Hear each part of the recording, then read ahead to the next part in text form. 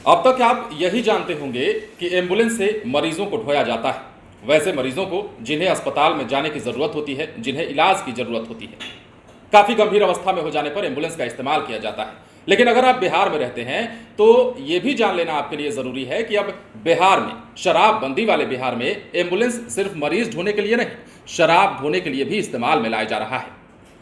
खबर हम आपको बताएंगे और खबर कहां से जुड़ी है ये भी हम आपको बताएंगे, लेकिन उससे पहले नमस्कार, आप लाइव सिटीज देख रहे हैं, मैं हूं जय शुक्ला।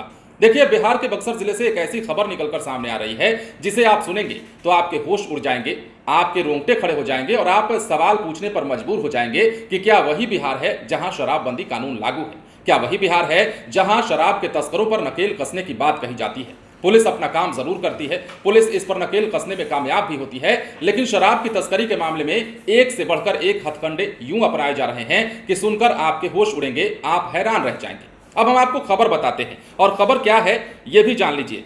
दरअसल जैसा हमने आपको बताया, बिहार के बक्सर जिले से एक खबर निकलकर सामने आई है जहां पर एक बार फिर से एम्बुलेंस को शराब तस्करी का माध्यम बनाने का मामला सामने आया है। शराब तस्करों ने बिहार में शराबबंदी के बाद कई तरीकों को तस्करी और सप्लाई के लिए आजमाया है। कहीं ताबूत के अंदर तो कहीं एम्बुलेंस के जरिए शराब की सप्लाई की जा रही है। बक्सर में भी एम्बुलेंस से शराब तस्करी का नया मामला सामने आया है और यह मामला यूं कह सकते हैं कि बक्सर में नया हो सकता है, बिहार में नया नहीं है, क्योंकि बिहार में इससे पहले भी शराब की तस्करी के तरह तरह के प्रयोग जो हैं तस्करों के द्वारा किए जाते रहे हैं और किए जा चुके हैं। अब ऐसे में ब्रह्मपुर में शराब की खेप एम्बुलेंस से धराए जाने के बाद चालक को गिरफ्तार किया गया है। इस एम्बुलेंस से आपको यह भी बता दें कि 3 पेटी शराब जो है बरामद की गई है। बक्सर में एक एम्बुलेंस को पकड़ा गया जिसमें शराब की खेप मिली। पुलिस ने 3 पेटी शराब के साथ एम्बुलेंस चालक को धर लिया और जेल भेज दिया। एम्बुलेंस को जब्त भी किया गया। ऐसी जानकारी सामने आई है कि जब्त की गई एम्बुलेंस स्टेट हेल्थ सोसाइटी की ओर से सदर अस्पताल बक्सर को दी गई थी। अब इसे जो है शराब की तस्करी के लिए यूज में लाया गया, इस्तेमाल में लाया गया। सदर अस्पताल में दी गई एम्बुलेंस को शराब तस्करी के लिए इस्तेमाल किया जा रहा था। ऐसी सूचना जब पुलिस को मिली तो मौके पर पहुंचकर एम्बुलेंस की तलाशी ली गई और तलाशी के बाद जो मामला सामने आया वो हमने आपको बताया है। 3 पेटी शराब मिली है, चालक को गिरफ्तार किया गया है, एम्बुलेंस को जब्त किया गया है।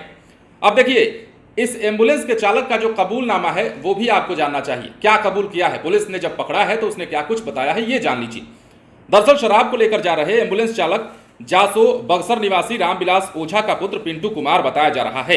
उसने बताया है कि 102 यानी कि 102 नंबर की एम्बुलेंस का चालक है, जो एम्बुलेंस करीब 4 साल से वो चला रहा है। उसने यह भी बताया कि चौगाई प्रखंड में आकर उसने 11 पेटी शराब किसी बिट्टू कुमार को दे दिया था, बाकी 3 पेटी शराब उसके एम्बुलेंस में था और पुलिस ने पकड़ लिया। अब इस मामले पर अधिकारी क्या बताते हैं वो भी हम आपको बता रहे हैं। थाना अध्यक्ष की माने तो गुप्त सूचना के आधार पर एम्बुलेंस की जांच की गई, जिसमें चालक को हिरासत में लेकर पूछताछ की गई और उसके बाद उसे गिरफ्तार किया गया।